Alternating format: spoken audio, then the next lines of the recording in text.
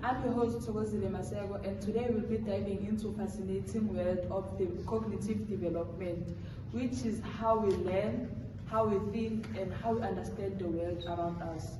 Joining me today are some of the great minds in psychology. Help me welcome our special guest. Number one, you have Lev Vygotsky. We have Jean Piaget. And we have Albert Bandura.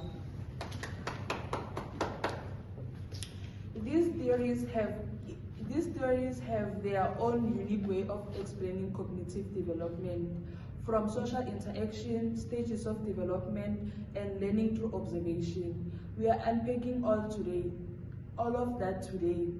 Sit back and relax, and let's get ready to explore the wonderful journey of how our mind grow and learns. We are going to start with our first theorist. Vygotsky, let's start with you, Sam. In your theory of zone of proximal development, how can teachers use that idea to help their children to learn better? Thank you for your question. On the zone of proximal development, the zone of proximal development represents what a child can do with help. Learning happens best through guided interaction. That's what I call scaffolding. When teachers provide enough support to learners, they can enhance their understanding than they can do alone. All right, thank you, sir. So, Jean Piaget, your cognitive development theory is well applied in education. So, can you please walk us through your stages and what they mean in how children think? Okay, thank you for the question. Certainly, I proposed that children progress through four cognitive development stages, which is sensory motor stage, pre-operational stage, concrete operational stage, and formal operational stage. A unique way that children develop mentally and cognitively.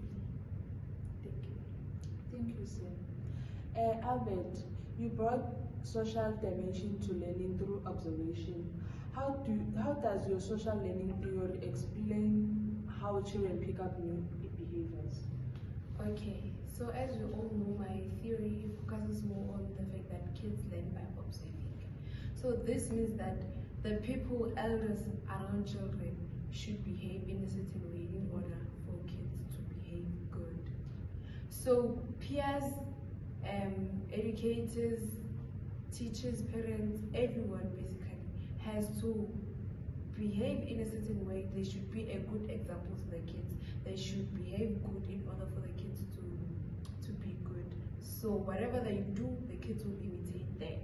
In order for us to have good kids with good behaviors and morals, the people around them should also be good and have good morals. Okay, thank you, sir. I hope all teachers and parents heard that and they can be able to implement that in their homes and in their schools. So now we have a debate session. So I have a classic question for you guys. Do you think cognitive development is more influenced by biology or the environment? I'll start with you, Sir Piaget. I believe that both play a vital role, but I emphasize more in the role of biological maturation. Development unfolds through natural steps, which every child goes through them.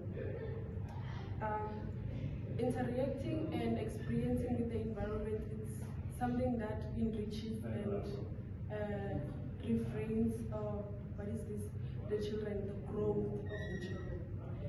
But I will say that with biological maturation, it's something that each and every child goes through. So it is within us. That's how we grow, and that's how we are made to be like. Okay, thank you, sir. Mr. Vygotsky, do you agree or disagree with that statement? I slightly disagree. Social and cultural context shape how thinking develops. Learning drives development, not the other way around. Alright, thank you. What can you say, Deborah? I agree with both.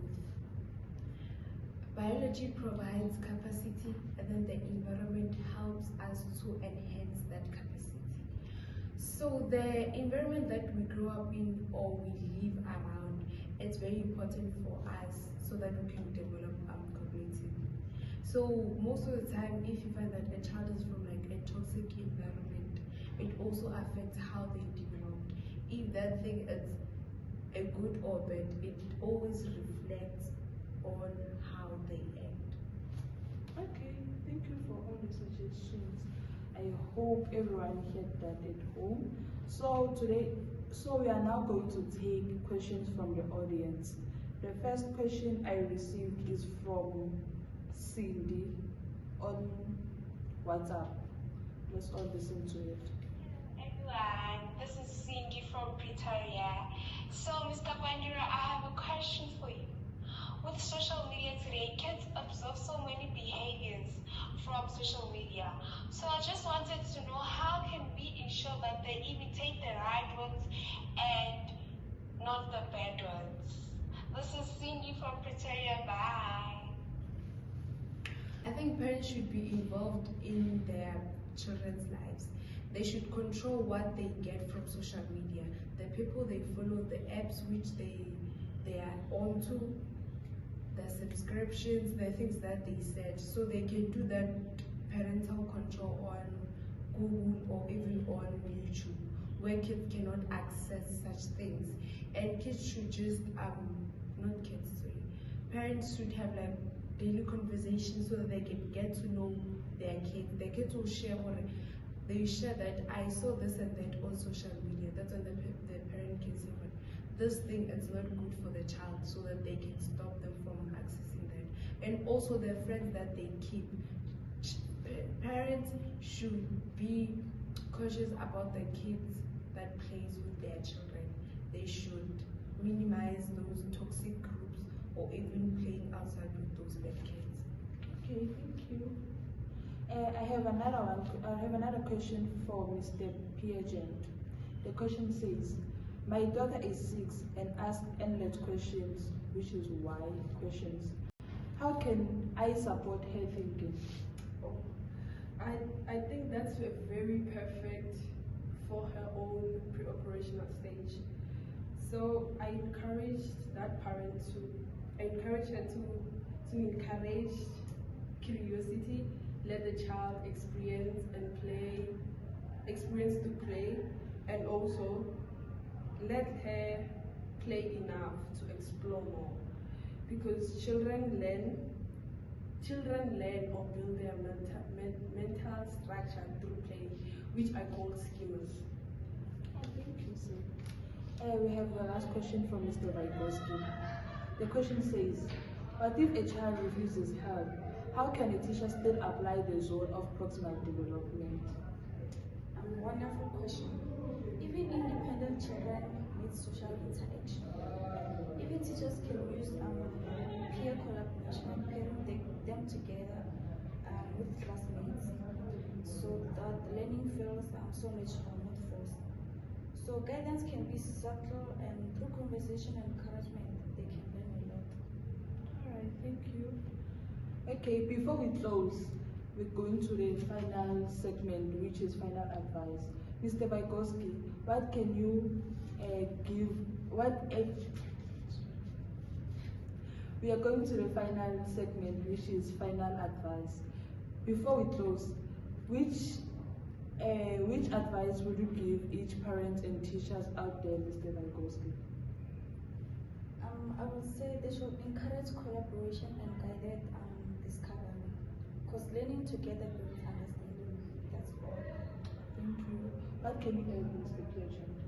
I would say that the parents should let the children experience to play more and let them have the experiment of life through their sensory and everything, by touching and playing everything.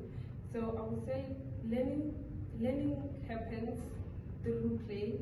So active learning that leads to genuine understanding of the world for children. Thank you. How can we conclude, Mr. Bandura? I would like to say this mostly to parents. Please be good role models to your children.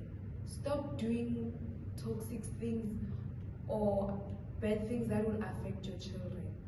Be involved in your children. Make sure that the children are okay emotionally, mentally, so that they can be able to develop cognitively. And also teachers, they should also be good teachers, because what they do also affects the children. So children, no, sorry. So educators and parents should be good role models to the kids, encourage their kids, talk to them nicely, and also behave in a good manner so that the kids can be better people in the society. Thank you. Thank you, gentlemen, for your wisdom. It's clear that learning, both social and personal, is shaped by interaction, observation, and the world around us. And that's it from us. Thank you for watching our videos and have a nice day.